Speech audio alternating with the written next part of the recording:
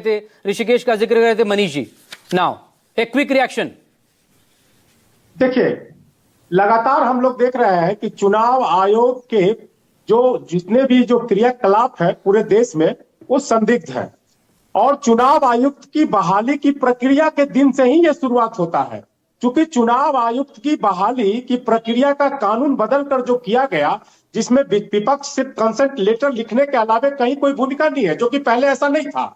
ये pre plan पूरे देश के लोकतंत्र, संविधान और जो प्रक्रिया प्रोसेस है उसको खत्म करने का एक लंबी प्रोसेस और सोची समझी प्रोसेस के तहत उन दिनों से किया गया है।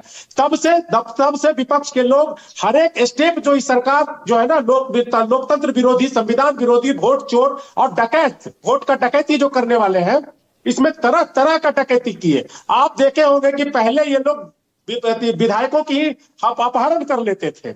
विधायक इनके डर से कांग्रेस के कई स्टेट में, दूसरे स्टेट में सत्ता जहां की होती थी वहां विधायक को संरक्षण दिलाते थे।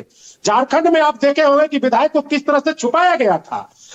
उसके बाद ये अब क्योंकि वो प्रोसेस और प्रक्रिया बेलनोन हो गया, तो ये फिर दूसरा अब ये हाईजैक कर लिए चुनाव आयोग को, चुनाव आयुक्त को।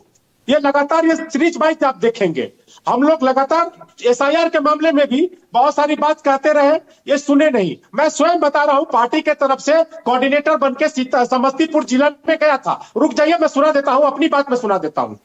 जब वहां गया तो कुछ प्रश्न हमारे सामने आया। प्रश्न ये था, बहुत सारे प्रश्न थे, एक दो प्रश्न नहीं थे। अब तो बहुत सारे उनको जेल में देखना पड़ेगा डायरी देख करके। मैं एक उदाहरण बताता हूं आपको। जो विचाराधीन कैदी जेल में थे, उनका एसआईआर पे साइन कैसे होगा? जब मैं गया सीओ से बात किया, उनसे पूछा। टेक्निकल एरर है कुछ, आपसे कनेक्शन लूज हो रहा है। राजीव जी, एक